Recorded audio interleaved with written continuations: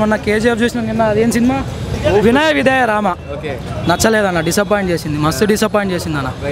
First half మాత్రం అల్లాడిచ్చింది, second half వచ్చేసరికి నాకు లక్ష్యం సినిమానే కనిపించింది కానీ ఇంకొక సినిమా కనిపించలే. బోయపాటి సీన్ మస్తు డిసప్పాయింట్ చేసిండు దాన్ని అయితే. వినయ విధేయ రామ నిన్న పక్కా పెడతాడు అన్న. కథానాయకుడు ఇంకా అన్నగారి గురించి చెప్పాల్సిన పని లేదన్న, అది కామెంట్ చేసే సినిమా కాదు అది అసలు, అది పక్కా తెలుసుకోవడమే అది అంతే. పేట చూడలేదన్న నేను ఇంకా. అది ఇది ఫస్ట్ హాఫ్ అయితే సూపర్ అసలు. డల్ అంటే డల్ ఏం కాదన్న, కాకపోతే ఫస్ట్ హాఫ్ హైలైట్ అయినప్పుడు సెకండ్ హాఫ్ ఆటోమేటిక్గా అనిపిస్తుంది అంతగానం తీయకపోతే. ఫస్ట్ హాఫ్ కామెడీ సూపర్ ఉన్నప్పుడు సెకండ్ హాఫ్లో ఏమవుతుంది అదే రేంజ్ మెయింటైన్ చేయలేకపోయింది అనుకో కొంచెం తగ్గుతుంది.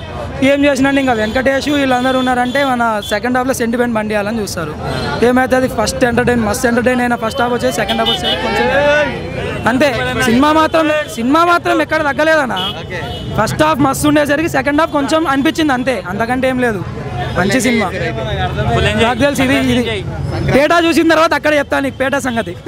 ఇప్పట్లో కల్లా F2 సూపర్ పక్కా. నేను మీ భద్రం. మీరు చూసిన వీడియో నచ్చితే లైక్ కొట్టండి, ఇంకా బాగా నచ్చితే షేర్ కొట్టండి. Hi everyone, I'm Nandini Rai. Please do subscribe to i5 Network. Hi guys, this is Priyanka Jalkar. You're watching me on i5 Network. For more interesting videos and film updates, please subscribe to i5 Network. Hi, this is Ramya Pasupuleti. Please subscribe to i5 Network. Please watch and subscribe i5 Network. Please subscribe to i5 Network. Hi, nenu mi Madhunandan. Please subscribe to i5 Network and please support i5 Network. Thank you.